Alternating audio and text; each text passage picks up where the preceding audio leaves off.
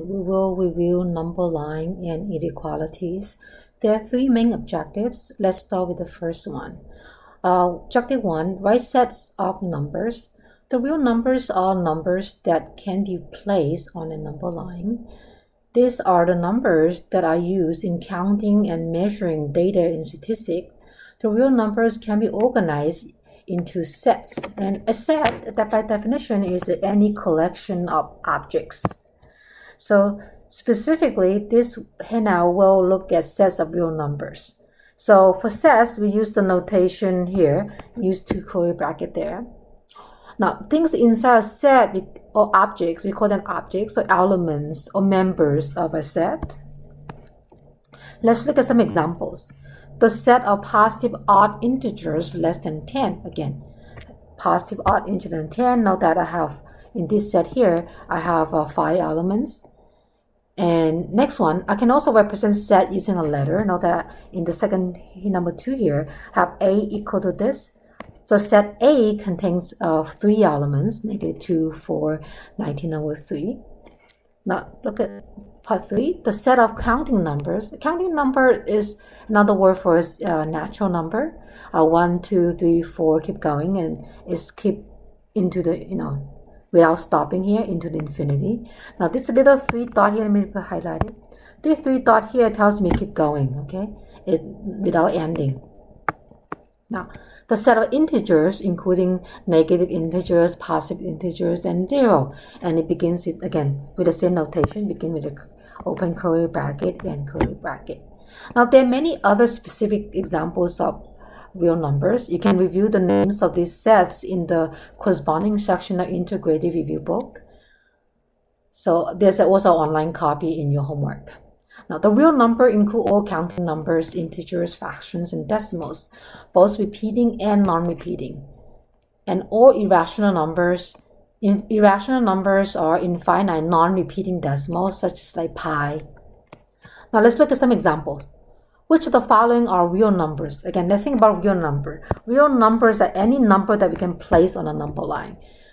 Integers, negative number, positive number, 0, fractions, repeating decimal, non-repeating decimals. So they're all real numbers. So here, this example here is look at every single one of them. Again, any number you can write, they are real numbers. So therefore, all of them are real numbers here. Okay, every single one of those. Let's look at some practice for objective 2. Plotting points on a number line. A number line in a graph allows us to plot position of real numbers. An example of number line is given below. Now, this number line here are called the little lines on the number.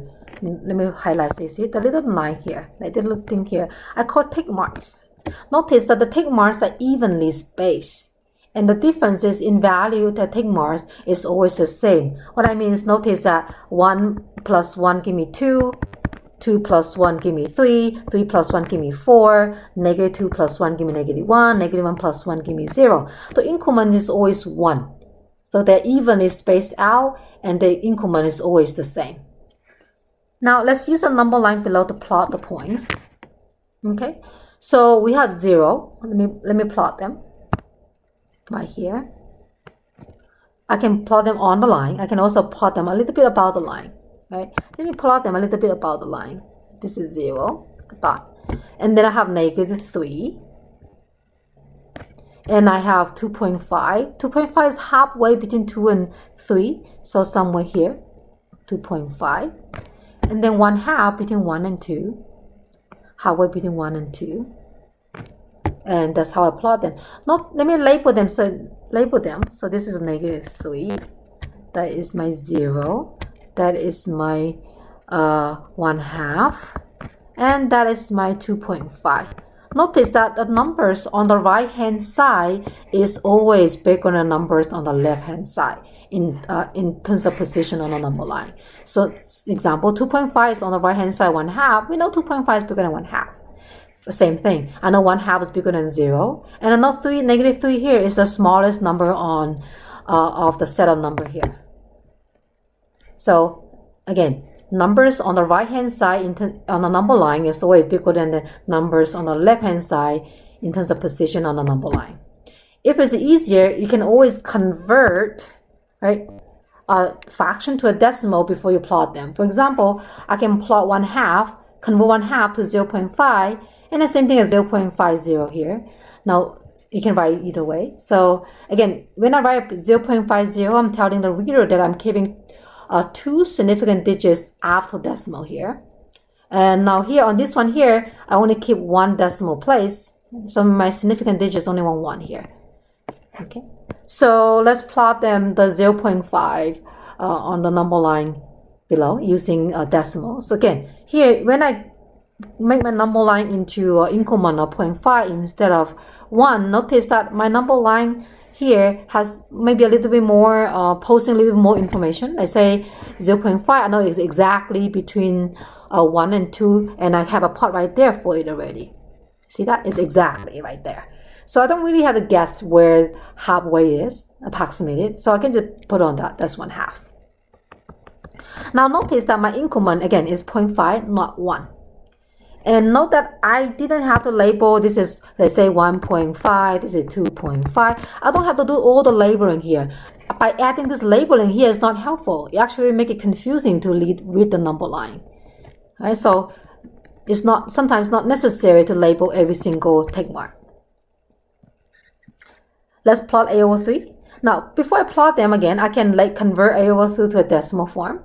You can take it out, put on your calculator. You'll see that a over 3 is equal to 2.666 here with repeating 6. Now, you can rewrite the same thing, a over 3, as 2.6. I know 6 is repeating already. I could just put a dot right there. It's the same as the 2.6 with the tick mark 6 repeating. So we know a over 3 is 2.666 repeating, so approximately 2.7. And it's a bit bigger than 2.5. So 2.5, no, let me do approximate here. So approximately, reaching where? Approximately 2.7. So, okay, approximately 2.7 is somewhere over here, right? So that will be my a over 3. Again, I know a over 3 is bigger than 1/2 because a over 3 here, in terms of position in the number line, is on the right-hand side 1/2. Let's do some practice. Notice that before I plot my numbers, I need to convert them to decimal. Converting fraction to decimal is very easy using a calculator. So I'm going to show you how it's done on a calculator. Okay, so let me turn it on.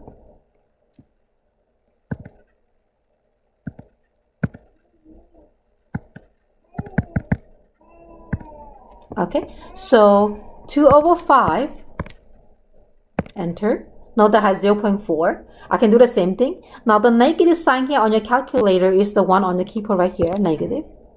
17 over 6. Okay, type it in and it convert to decimal for you. And again with the 3, I've been repeating. 21 over 8.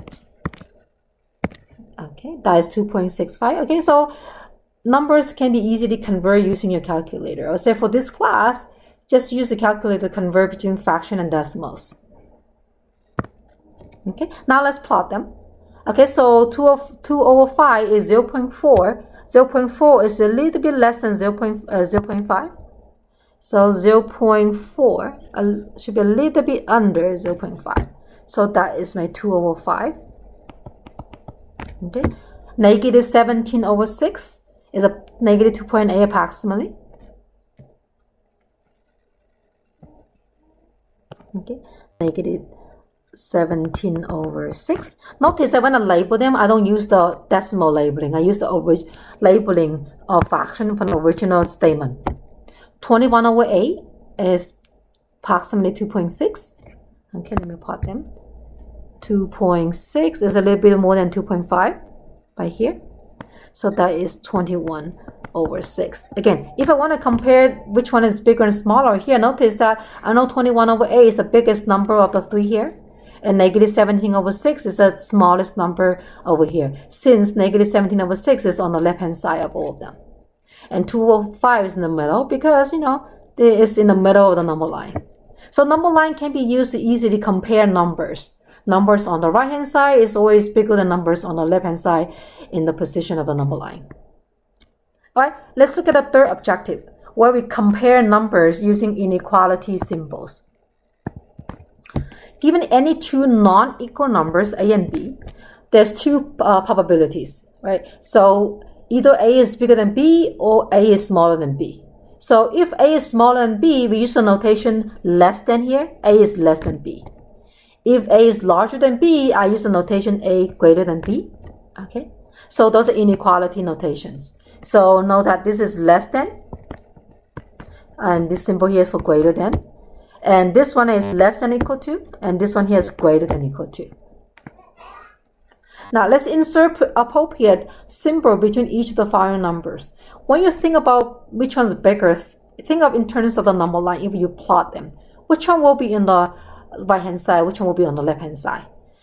Now one common mistake students confuse with is which symbol is less than, which symbol is greater than.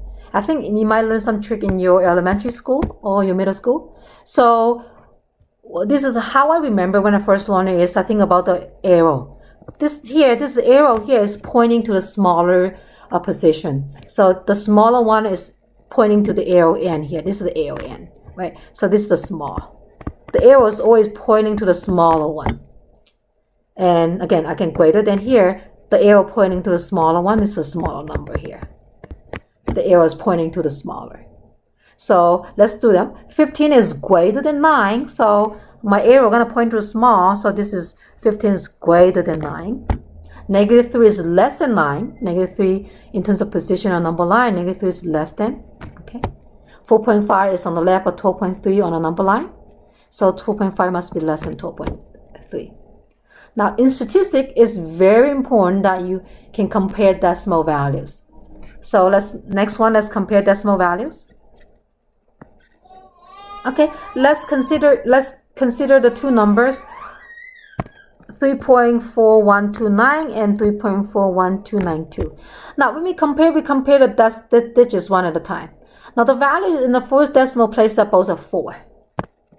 Right, they're the same, so I cannot make a conclusion yet. 2. Oh, next one is 1. They both are 1. They're still the same, so no conclusion yet. The next digit is 2, and they're both still the same. The fourth digit, one is a 7, one is a 9. Well, 9 is bigger than 7, therefore the second decimal is bigger. Decimal number is bigger. So therefore 3.4127 is less than 3.4129. All right, let's do some practice. Okay, so again, I'm looking for digits that are different in terms of decimal place.